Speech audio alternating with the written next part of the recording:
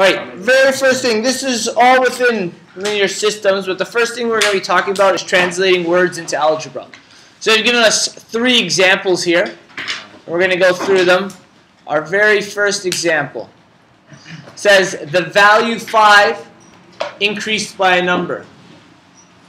What number have they given us here?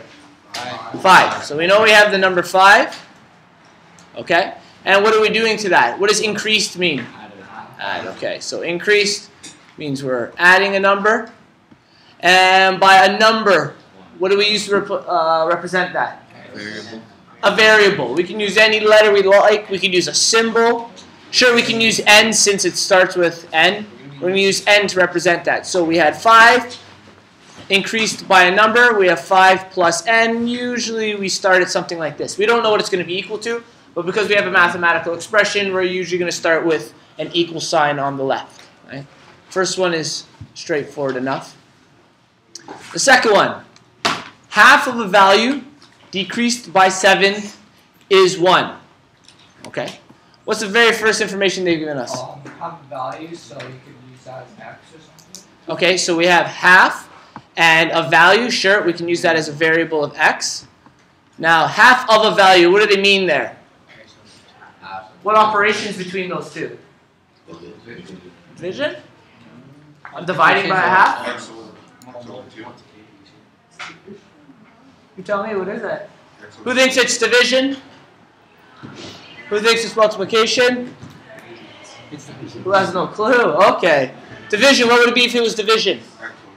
X over 2. Okay, so we could write it like that. If it was multiplication, how could it be written? 1 over 2 x. Say it again. X times 0.5 or a half x. Both of these are the exact same expression. There's no difference there. Okay. This one we're just multiplying the two terms, and this one I'm dividing the value by x. Let's go back. We'll start it with this one since that was our original answer. So a half of a value, then what does decreased mean? Okay. So we're decreased by how much? 7. Okay, so we have the number 7, decreased by 7. And is 1, what does that tell us? Equal 1. Okay, so this half of the expression, or this side, the left side, is equal to what number? Good, so we have equals 1. Okay, so our expression can be written like that, or I'll write it in red. Another way there, we could have written that as a half x minus 7 is equal to 1. Or we could have wrote 0.5x minus 7 is equal to 1. All of these are the exact same expression. Okay? What we're really trying to do is just work on translating here. Finally, this question, I want you guys to read it. We're going to go through it twice. Especially when you're reading word problems, it's always best to go through them twice.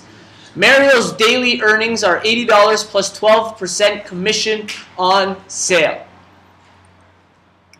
Mario's daily earnings are $80 plus 12% commission on sales. How many variables do we have here? Let's talk about it. Okay? What does Mario do here? What do you think he does? He sells things. Okay? He's got sales. Do we know how much he sells? No. No. So let's say this could probably be a variable. We'll call sales S. Okay? When he works or he does a sale, what does he get in return for that? He gets what? Okay, what would you call that? His earnings. Do we know exactly what his earnings are? What are they? I want an actual number. Do we know what number his earnings are? No. So we're going to use a variable to represent that also. We'll call it E. Okay? So we have Mario's daily earnings, and we know it has to do with sales. Okay? So how can we set this up? Anybody know how? E equals 80 plus 0.12x. Very good. So E is Mario's daily earnings. That's his total on the left side. Is equal to the $80, right, plus 12%, so that's 0.12, commission on sales. So that's 0.12 multiplied by S. Okay? So we had 2 variables in this question. Even though it was one simple sentence, there's quite a bit of information. Mario's daily earnings were important here, so let's bring this up. Okay. Mario's daily earnings was our E. We had his sales was our other variable. And then we already had the word plus in there, so we knew that, and we had $80, 12% commission. So those parts weren't as hard. But the actual variables are what was difficult for us to set up in this question.